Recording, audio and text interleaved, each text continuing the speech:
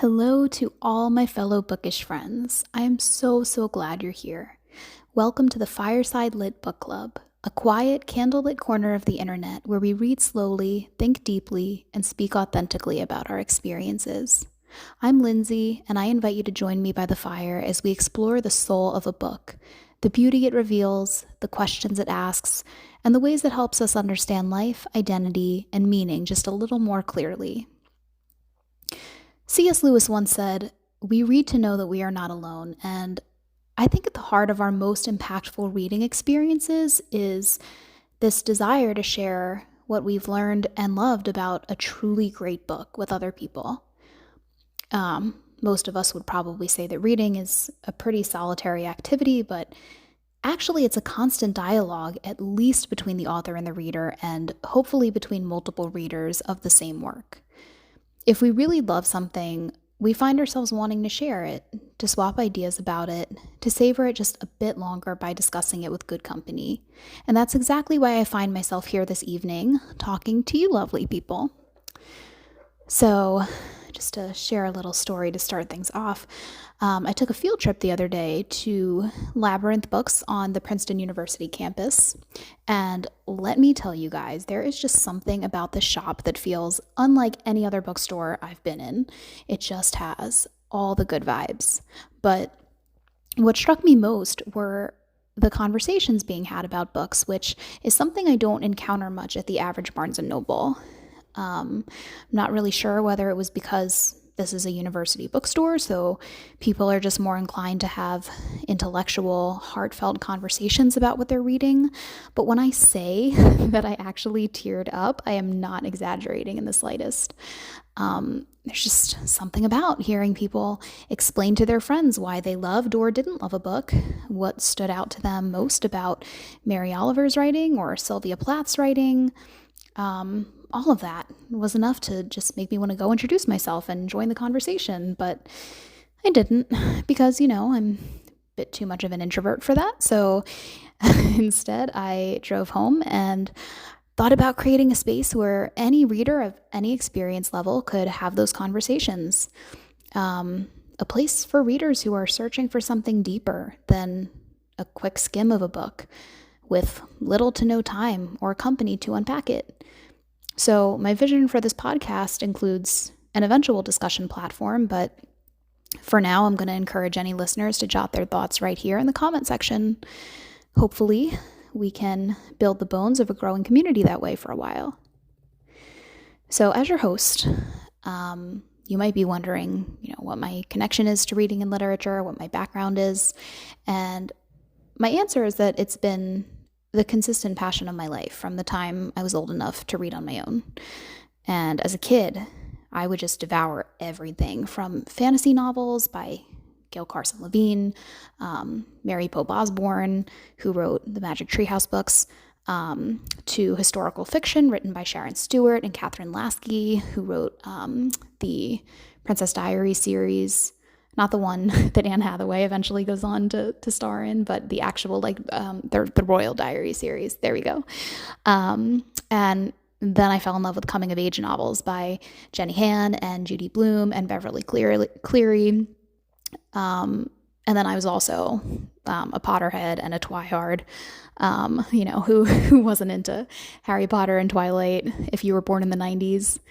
And I actually shouldn't say that because a lot of people thought that they were corny. But to me, I definitely didn't feel that way. And there was no competition between the two. Sometimes it's like you're either a Twilight fan or a Harry Potter fan. But no, I loved both.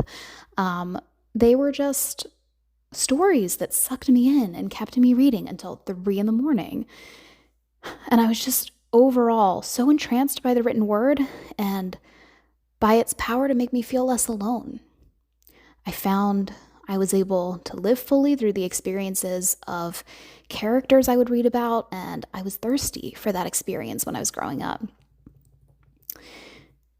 I will say the why and the way I read when I was young is quite different from the why and my way of reading today. And that shift started gradually in college.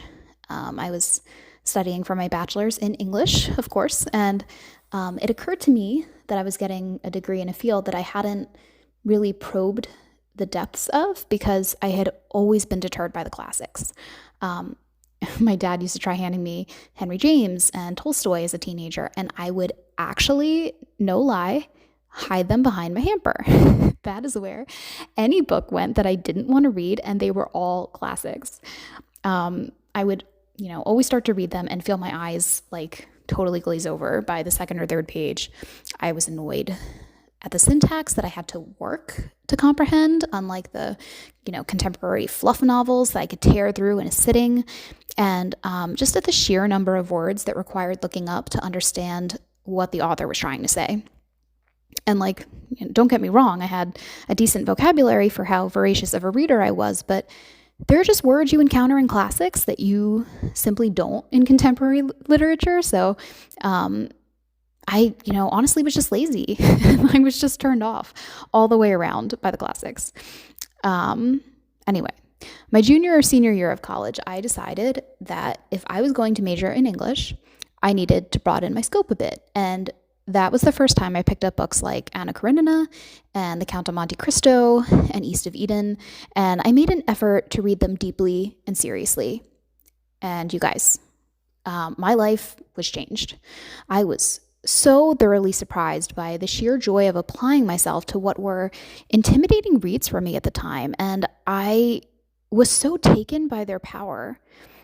I found once I got into classic literature, or at least extremely well-written literature, the meat and substance of those works were more resonant than anything else I had ever read, and the genres I had loved before began to appeal less and less to me.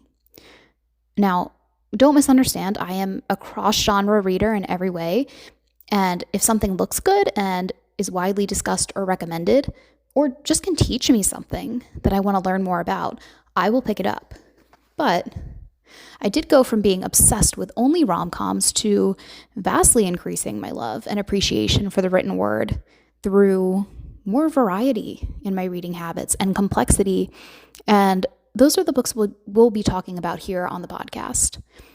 So they'll include a decent mix of classic and contemporary literature alike. So another thing, books were very much once just a guilty pleasure for me, but today they are a labor of love and a dedication of my life to knowledge.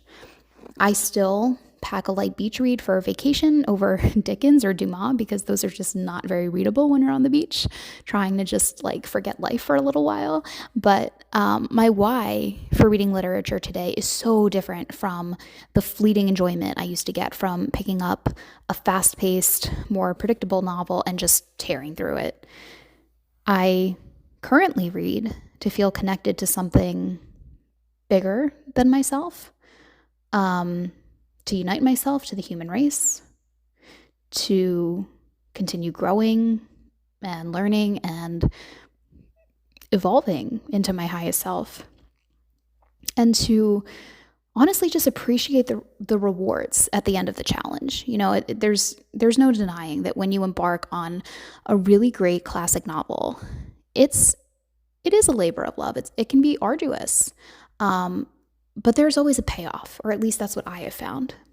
So, yeah, my literary journey has helped me to better understand myself through the lens of hundreds of authors across thousands of stories, and has helped me to grapple with and embrace truth, and to make sense of suffering and provide catharsis at times, to lean into hope, to ask questions about God and the universe and intuition and love, and to continue the search for meaning, because I think that's something we're all looking for here in this life.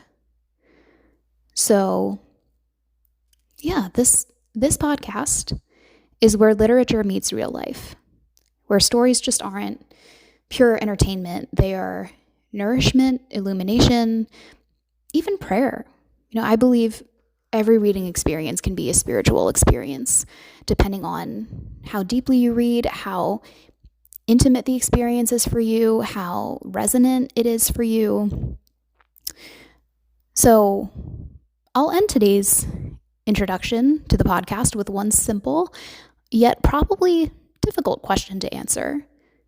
Which book or author helped you feel most like yourself? And when you think about that, just drop your answer in the comments because I would really love to hear from you. Thank you so much for being here, and I look forward to hosting you around the hearth in the weeks to come.